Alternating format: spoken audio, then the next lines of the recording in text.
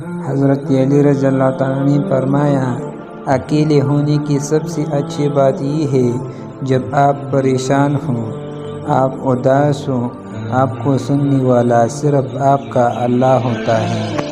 حضرت علی رضی اللہ تعالیٰ نے فرمایا، تمہاری رزق میں سے دوسروں کی ضرورت پورا ہو رہی ہے تو تم بہت خوش نصیب ہو کہ اللہ تمہاری رزق کو پاک کر رہا ہے۔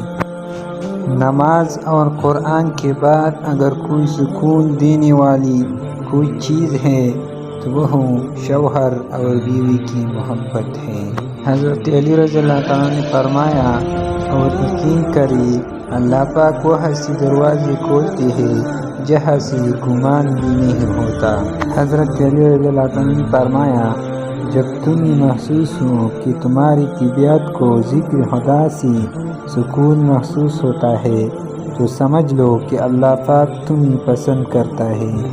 حضرت علی رضی اللہ تعالیٰ نے فرمایا، جب سکون کی کمی محسوس کرو تو اللہ کے آگے توبہ کر لو، کیونکہ یہ ہمارے گناہ ہی تو ہے جو ہماری دل کو بے چین رکھتی ہے۔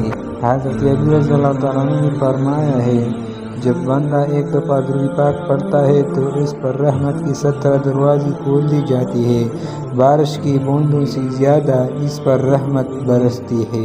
حضرت علی رضی اللہ تعالیٰ عنہ نے فرمایا، لا حاصل کو اگر پانا چاہتے ہو تو تہجد پڑھ کرو، کیونکہ جو نصیب میں نہ ہو اسی تہجد کی دوائی مقدر میں لے آتی ہے۔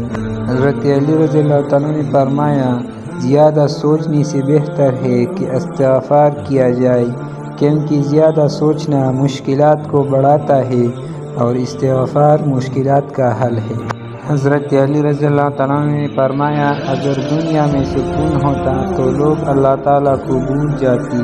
سکون تو صرف ان لوگوں کے پاس ہے جو اللہ کی رضا کو اپنا رضا سمجھتی ہے۔ حضرت علی رضی اللہ تعالیٰ نے فرمایا، جو قرآن سے جڑ گیا وہ فلاح پا گیا۔ رشتے خون کے نہیں احساس کے ہوتے ہیں، اگر احساس ہو تو اجنبی بھی اپنی ہو جاتی ہے، اگر احساس نہ ہو تو اپنے بھی اجنبی ہوتے ہیں۔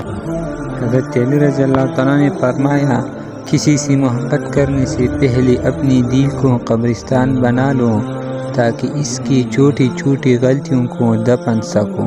حضرت علی رضی اللہ تعالیٰ نے فرمایا، کبھی بھی لوگوں کی باتوں سے پریشان نہ ہونا، کیونکہ آپ نے اپنا حساب رب کو دینا ہے، ان لوگوں کو نہیں۔ ہر عبادت کا پتہ نہیں ہوتا کہ وہ قبول ہے یا نہیں، مگر درود شریف ایسی عبادت ہے جو ادا ہوتی ہی قبول ہو جاتی ہے، اور جس دعا میں درود شریف ہو وہ رد نہیں ہوتی۔